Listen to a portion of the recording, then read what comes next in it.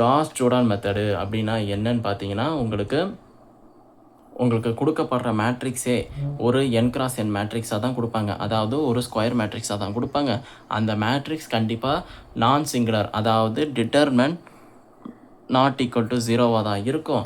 இப்போது இந்த மேட்ரிக்ஸுக்கு நம்ம என்ன பண்ணுவோம்னா, கண்டுபிடிச்சிருக்கோம் பார்த்தீங்களா, அந்த மேட்ரிக்ஸ்க்கு நம்ம இன்வென்ஷன் கண்டுபிடிக்கணும், இன்வெர்ஸ் கண்டுபிடிக்கணும். நம்ம ஏற்கனவே இது வரைக்கும் எக்ஸசைஸ் 1.1ல் நம்ம இன்வெர்ஸ் கண்டுபிடிச்சிருப்போம் எப்படின்னு சொல்லிட்டு உங்களுக்கு தெரியும்.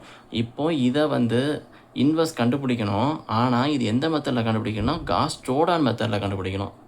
என்ன பண்ணணுன்னா, நம்ம ஏன்னு மேட்ரிக்ஸ் இப்படி எழுதிட்டு அதை ஐடென்டி கூட இந்த மாதிரி எழுதிடுவோம். ஓகேங்களா? அது எப்படின்னு சொல்லிட்டு கண்டுபிடிக்கிறேன், சொல்லுதேன். சரிங்களா? இப்போது நீங்கள் இந்த ரோ ரிடக்ஷன் ஃபார்மை நீங்கள் ஸ்ட்ராங்காக இருந்தீங்கன்னா இந்த ரோ ரிடக்ஷன் மெத்தடில் நீங்கள் ஸ்ட்ராங்காக இருந்தீங்கன்னா அப்போ தான் இந்த காஸ் ஜோர்டான் மெத்தடில் நீங்கள் டக்குன்னு போட முடியும். சரி, இது எப்படி போடணும் அப்படிங்கிறதுக்கான ஐடியாவை நான் கொடுக்குறேன். இப்போ இங்கே பார்த்தீங்கன்னா ஏன்னு ஒரு மேட்ரிக்ஸை கொடுத்துருப்பாங்க. நம்ம என்ன சொல்லியிருந்தோம், ஃபஸ்ட்டே சொல்லியிருந்தோம், ஏங்கிறது ஒரு ஸ்கொயர் மேட்ரிக்ஸ் தான் கொடுப்பாங்க. அதோட டிட்டர்மினன்ட் நான் ஜீரோவாக தான் கிடைக்கும் அப்படின்னு பார்த்தீங்கன்னா இது நான் ஜீரோ தான். ஓகேங்களா?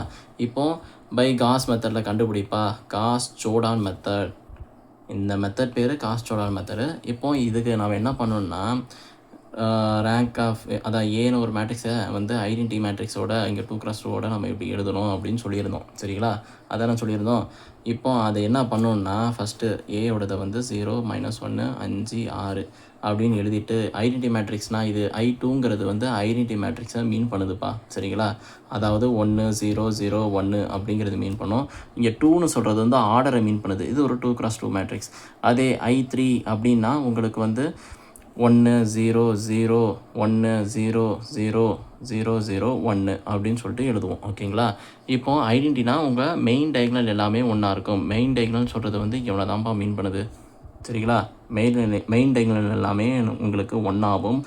அதை தவிர மீதி உள்ள எலமெண்ட் எல்லாமே 0வாகும் இங்கே மீன் பண்ணுது. ஓகேங்களா? இங்கே I2ன்னு கொடுக்குறதுனால நம்ம என்ன பண்ணுவோம், இவனை அப்படியே எழுதுவோமா, 1 0 0 1. சரிங்களா? இப்போது இதுதான் என் ஏ மேட்ரிக்ஸ், இதுதான் என்னோடய I2 மேட்ரிக்ஸ்.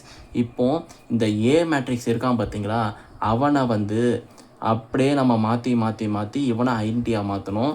இப்படி ஐடென்டியாக இவனை நம்ம மாற்றிடுவோம். இப்போ இந்த ஐடென்டியாக இருக்கிறது ஏ இன்வெர்ஸாக இங்கே மாறிடுவான். சரிங்களா? இது ஒரு ப்ராசஸ் தான். இந்த ப்ராசஸ்ஸு என்னன்னு சொல்லிட்டு நம்ம பார்க்கலாமா? இப்போ பார்த்தீங்கன்னா, இப்போது நம்ம ஐடென்டி மேட்ரிக்ஸாக இவனை நம்ம மாற்றணும், ஏங்கிறத ஐடென்டி மேட்ரிக்ஸாக நம்ம மாற்றணும்னு சொல்ல பார்த்தீங்களா? அப்போது ஐடென்டி மேட்ரிக்ஸை பொறுத்த வரைக்கும் இங்கே ஃபஸ்ட் எலமெண்ட் எனக்கு 1 இருக்கான். அப்போ இங்கே எனக்கு 1 மாற்றணும்ல, அதுக்காக நான் என்ன பண்ணுறேன், நான் ரோ 1ஐயும் ரோ 2ஐயும் இன்டர்சேஞ்ச் பண்ணுறேன். இப்போது இங்கே எலமெண்ட் இருக்கான்ல, இங்கே பண்ணுறதை இங்கே இன்டர்சேஞ்ச் பண்ணுறேன். இங்கே இருக்கிற எலமெண்ட்டும் இங்கே போயிடுவான், இங்கே இருக்கிற எலமெண்ட்டும் இங்கே போயிடுவான். ஓகேங்களா? அப்படி இன்டர்சேஞ்ச் பண்ணனா -1 6. சரிங்களா? இப்போ இங்கே கோடு போட்டுட்டு 0 1. ஓகேங்களா? இப்போ இந்த இடத்துல கீழே மேலே இருக்கிற மட்டும் கீழே எழுதுவோம். ரோட 0 5 1 0 அப்படின்னு சொல்லிட்டு எழுதிடுவோம். இப்போது நம்ம ஐடென்டி மேட்ரிக்ஸை பொறுத்த வரைக்கும் நல்லா பார்த்துக்கோங்க, ஐடென்டி மேட்ரிக்ஸ் பாசிட்டிவ் 1 இருக்குது, இங்கே நெகட்டிவ் 1 இருக்குது. அப்போது ரோ 1 நான் என்ன பண்ணுறேன், -1ஆல் மல்டிபிள் பண்ணிக்கிறேன். அப்படி பண்ணிட்டேன்னா சரிங்களா, அப்போ எனக்கும் 1 கிடச்சிருவான். அப்போ இவனை மல்டிபிள் பண்ணால் 1 -6 அதுக்கப்புறமா 0 -1 அப்படின்னு சொல்லிட்டு கிடைப்பானா, மீதி இருக்க எலமெண்ட்டை அப்படியே எழுதுங்க. சரிங்களா? இப்போ எழுதிட்டேன். இப்போ அடுத்தது என்ன பண்ணுதுன்னா, இந்த இடத்துல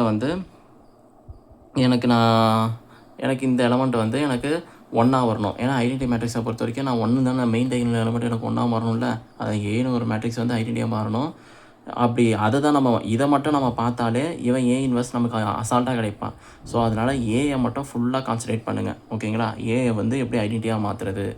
இப்போ இங்கே பார்த்தீங்கன்னா எனக்கு 1ன்னு கிடைக்கணும். ஸோ அதனால் எனக்கு ரோ 2ல் தான் எனக்கு இந்த எலமெண்ட் இருக்கான். அப்போ ரோ 2 எனக்கு 1/5 இன்ட்டு ரோ 2 அப்படின்னு சொல்லிட்டு எழுதுதேன்.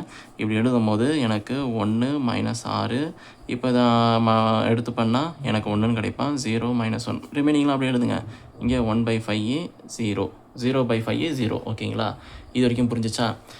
இப்போது அடுத்தது என்ன பண்ண போகிறேன்னா, எனக்கு இந்த எலமெண்ட் எப்படி பார்த்தீங்கன்னா இந்த -6ன்னு சொல்கிறத எனக்கு என்ன ஆகணும்னா 0வாக மாற்றணும். சரிங்களா? இப்போது நம்ம ரோ எக்லன் ஃபார்மில் நம்ம ஒரு விஷயம் சொல்லியிருக்கோம். என்னன்னு பார்த்தீங்கன்னா, இந்த இடத்துல உங்கள் 1ன்னு மாற்றுற அப்புறம் கீழே இருக்க எலமெண்ட் எல்லாமே 0வா மாற்றணும்னு சொல்லியிருந்தேன். சரிங்களா?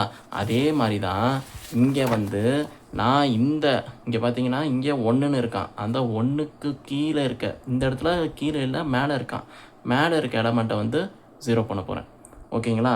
அதை பண்ணுறதுக்கு நான் என்ன பண்ணுறேன்னா, எனக்கு மேலே இருக்க எலமெண்ட்டு 0 ஆகணும். அதனால் எனக்கு ரோ 1 தானே தேவைப்படுதா? அப்போ ரோ 1 இப்போ ரோ 1 ப்ளஸ் 6 இன்ட்டு ரோ 2 அப்படின்னு எழுதுனா என்ன வரும்? உங்களுக்கு கால்குலேஷன் எழுதுதேன். ரோ 1 ஃபஸ்ட்டு ரோ 1 மைனஸ் 6 சரிங்களா? இப்போது வந்து ரோ 2 வந்து ப்ளஸ் 6ஆல் மல்டிபிள் பண்ணுறேன். இவன் 0 இன்ட்டு 6 0. இப்போது 6 இங்கே மல்டிபிள் பண்ணால் 1 இன்ட்டு 6 அப்படியே வந்துடுவான். அப்போ மீதி உள்ள எலமெண்ட்டும் அதே மாதிரி பண்ணணும்ல. 0 மைனஸ் 1. இப்போ இந்த இடத்துல வந்து நான் என்ன பண்ணுதேன், 6 ரோ 2னா இவனும் தானே ரோ 2. அப்போ 6ஆல் மல்டிபிள் பண்ணுறேன். 6/5 0 சரிங்களா? ஸோ இந்த மாதிரி இருந்திருக்கும். கால்குலேஷனை பொறுத்த வரைக்கும் இப்படி எழுதுவோம். 1 இப்போ இந்த எலமெண்ட்டை சம் பண்ணும்போது 0 வந்துடுவான். அப்போது இங்கே 6/5 இங்கே எழுதும்போது -1 சரிங்களா? அப்போது உங்கள் மேட்ரிக்ஸ் வந்து எப்படி இருந்திருப்பாங்கன்னா, உங்களுக்கு ரோ 1 எழுதணும். ரோ 1ன்னு பார்த்தீங்கன்னா உங்களுக்கு என்னது 1 0 6/5 -1 அப்படின்னு கிடச்சிருந்துச்சு. அப்போது ரோ 2வை பொறுத்த வரைக்கும் உங்களுக்கு அப்படியே தான் இருந்துச்சு. 0 1 1/5 0. ஸோ இந்த மாதிரி எழுதிடுவீங்க. இப்போது நம்ம பார்த்தீங்கன்னா ஏவா இருந்த மேட்ரிக்ஸ் வந்து ஐடென்டிட்டி மேட்ரிக்ஸாக மாறிட்டானா? அப்போது இதுதான் உங்கள் ஏ இன்வெர்ஸ். ஓகேங்களா? அப்போது உங்கள் ஏ இன்வெர்ஸ் மேட்ரிக்ஸு இவன் தான். இந்த இடத்துல பார்த்தீங்கன்னா எடுத்து அப்படியே எழுதினாலே முடிஞ்சு போச்சப்பா. சரிங்களா? இப்போது ஏ இன்வெர்ஸ் அப்படின்னு சொல்லிட்டு நம்ம எடுத்து எழுத வேண்டியதான். இங்கே பார்த்தீங்கன்னா உங்களுக்கு 6/5 அதுக்கப்புறமா -1 இந்த இடத்துல பார்த்தீங்கன்னா உங்களுக்கு 1/5 0. இதுதான் உங்கள் ஏ இன்வெர்ஸ் மேட்ரிக்ஸ். புரிஞ்சிச்சா? இந்த விஷயம் தெளிவாக புரிஞ்சிச்சுன்னா, என்னோடய எக்ஸ்ப்ளனேஷன் இந்த மெத்தடு உங்களுக்கு எல்லாமே தெளிவாக இருந்துச்சுன்னா, மறக்காமல் ஒரு ஃபயர் எமோஜியை எனக்கு கமெண்ட் பண்ணுங்கள். ஓகேங்களா? ஸோ நம்ம சேனலை அதோட சப்ஸ்கிரைப் பண்ணுங்கள். தேங்க்யூ ஃபார் வாட்சிங். டாட்டா.